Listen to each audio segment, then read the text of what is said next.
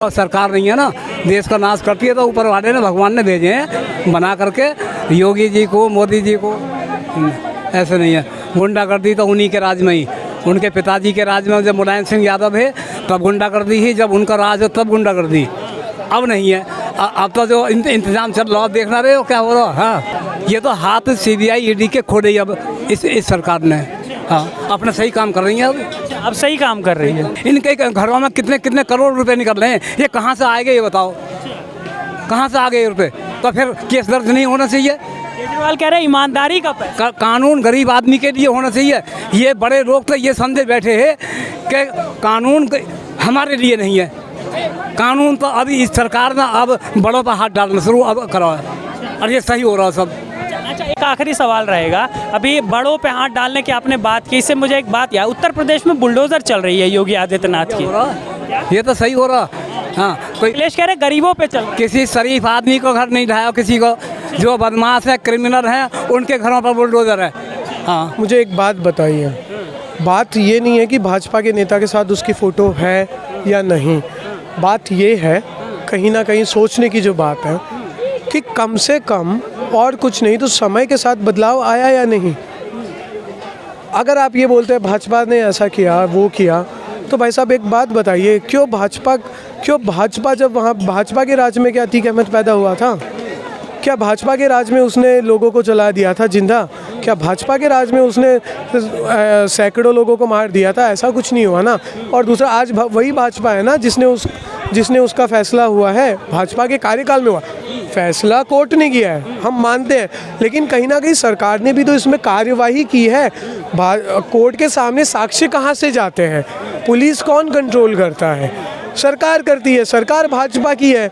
कहीं ना कहीं आप ये क्यों नहीं बोल देते, वो अगर उनको इतना दर्द हो रहा है तो वो ये क्यों नहीं बोलते कि हाँ भाजपा सरकार की हम पीठ थपथपाते हैं कि उन्होंने माफियाओं के खिलाफ एक्शन लिया? उनके मुंह से एक बार इस चीज़ की तारीफ क्यों नहीं निकलती? मैं अतीक अहमद की बात नहीं करता, मैं ये बोलता हूँ क्या अखिलेश यादव या उसकी पार्टी के मुँह से एक बार भी ये निकला कि हम योगी सरकार का समर्थन करते हैं, कम से कम माफियाओं पर नकेल कसने की शुरुआत ही करी? क्यों नहीं निकलता है? वो लोग ये क्यों बोल देते हैं? वो कहते हैं कि माफियाओं की हिम्मत बढ़ी है योगी सरकार में, बम चला रहे हैं खुलेआम, पहले बम नहीं चले। सर देखिए, होता क्या है मैं बताता हूँ।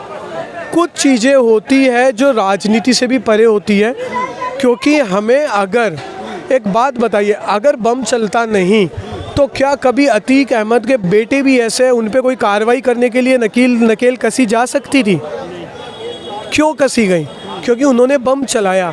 आप ये क्यों नहीं सोचते हो कि शायद उनके लिए माहौल ऐसा बनाया गया कि वो तिलमिलाए, और जब कोई तिलमिलाता है तो वो कुछ ना कुछ ऐसी हरकत करता है जिससे उनको घेरा जा सके। तो सर कहीं ना कहीं ये भी है, बस ये है कि सरकार ने भी ये नहीं सोचा था कि तिलमिला के वो बम चला देंगे।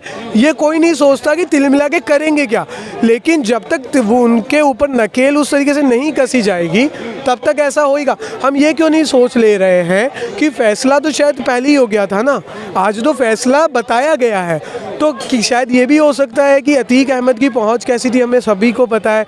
तो ऐसा भी हो सकता है ना कि उनको अतीक अहमद को फैसले के बारे में पहले ही पता चल गया हो और शायद उस द्वेष के लिए ही उन्होंने उसको मार दिया। क्या इसकी गुंजाइश नहीं है? गुंजाइश तो उसकी भी 100% है।